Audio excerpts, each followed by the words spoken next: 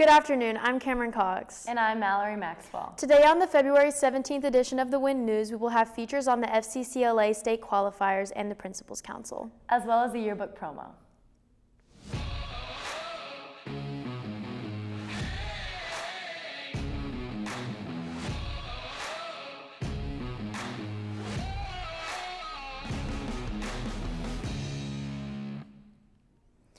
Next Thursday, a career and technical education and fine arts fair will be taking place at 7 p.m. in the foyer.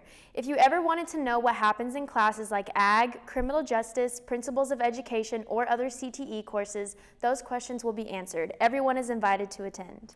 For cheer tryouts, please remember to sign up with Mrs. Mayo for your group chant and practice times. All paperwork needs to be turned in ASAP. One of our FCCLA teams has qualified to compete at state next week. Here's Chris Santana with more information. What do y'all do during competitions? During our average competition, we first break down into our individual categories, and so that'll be consumerism, personal finance, health and safety, environment, and technology. And after around 15 minutes in answering those questions, we'll go into the large group where we all get to work together and answer those questions. During competitions, we go over our individual categories. Mine is personally health and safety, and we all make sure to encourage each other and check up on each other and answer our questions. How do you guys prepare for competitions? Preparation typically consists of gathering in Miss Odom's classroom and studying the individual categories that each individual specializes in. We prepare by going over many resources and study sheets that Ms. Odom has provided us, as well as taking practice quizzes. What are y'all most excited for? I'm most excited for Austin. It's going to be an amazing experience. It's a beautiful place. Maybe run into Joe Rogan. Who knows? Winning. I'm most excited for our trip to Austin. It is a very fun place, and I can't wait to see how the competition goes down. The sponsor of the club, Miss Odom, went into detail about Monday's schedule. Our plan is to head out about 8 a.m. to get to Austin so that we can go to our practice rounds at 2 and then enjoy the evening. We are going to go to the Oasis and maybe do a little sightseeing afterwards if there's time, and then get up the next morning, have breakfast, go to competition, and go head-to-head with 8 other teams to see who's the state champ. Good luck to the competing team. Now back to the studio. Thanks, Chris and Karina. Hopefully the team will do well in Austin. UIL academic competitors attended the Holiday Invitational Meet last Saturday.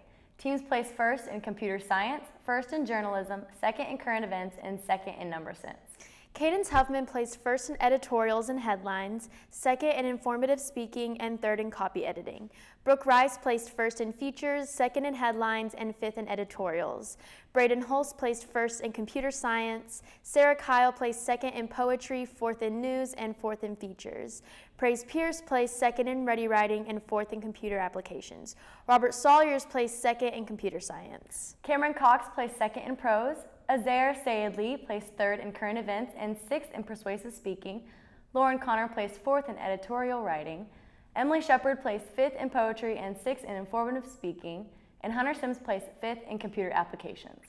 Cole Stovall placed fifth in computer science. Adeline Harvey placed fifth in prose. Seth Emmerich placed sixth in computer applications, and Fallon Blair placed sixth in headlines. Good job, guys. They finished third overall and as they prepare for the district meet on March 24th. We have 3 Wildcats of the week. The first is Klein Mayo, who Kate Godwin wants to thank for bringing donuts for their class. And the other 2 are Kelsey Altman and Chandler Clark for cleaning up the student section after last week's basketball game. That was nice of them all. Yearbooks will be on sale through February 28th. You can order online at jostens.com or see Ms. Cox for an order form. And here are Mason Gilmore and Chase Curry to explain why you should order a yearbook. Oh, look, Mom, it's the new yearbook. Can I get it, please? No, you've got one for the last 4 years. You don't need another one.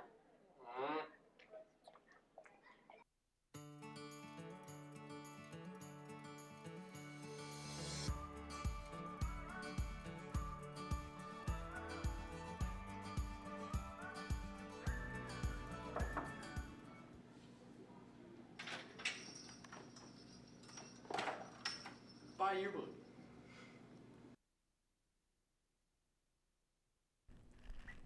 I need to be sure to order my senior yearbook. Yes, I don't want to miss out on this book. And now to Chase Curry with current events. Thanks, guys. Russian forces along Ukraine's border have increased by about 7,000 troops in recent days, despite claims from Moscow that they are pulling back military units. New estimates indicate that Russia has more than 150,000 troops surrounding Ukraine. In other news, the U.S. government plans to make high-quality masks available for kids. The move appears to be an extension of the Biden administration's ongoing effort to distribute 400 million free N95 masks from the Strategic National Stockpile for the public to access at pharmacies and community health centers nationwide. At least 94 people have died in the Brazilian mountainside city of Petrópolis after heavy rains triggered landslides that washed out streets, swept away cars, and buried homes, said officials yesterday. That's all for current events, and now back to the anchors. Thanks, Chase. Seniors, Mrs. Graham sent out a Google form with the 2022 ACHS scholarship application. By filling this out, you're applying for the local scholarships awarded through ACISD, including the $2,000 Wind Farm Scholarship. Deadline to submit the application is March 1st. Mrs. Graham has also sent out other scholarship information. You should be checking your email regularly for more opportunities to earn money for college. Principals Council is a group that meets on campus, but students may not or know why or how the group was chosen. Here are Sarah Kyle and Kate Fletcher with those answers. Okay, so Principals Council is a collection of leaders across the school. If you are a leader in one of our extracurriculars or one of our student clubs, then that's really what gets you a seat on the Principals Council.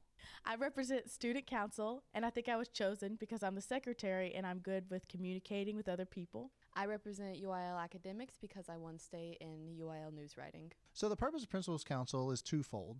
First of all, it is to help students have a collective voice in what's going on in the day-to-day operations of the school.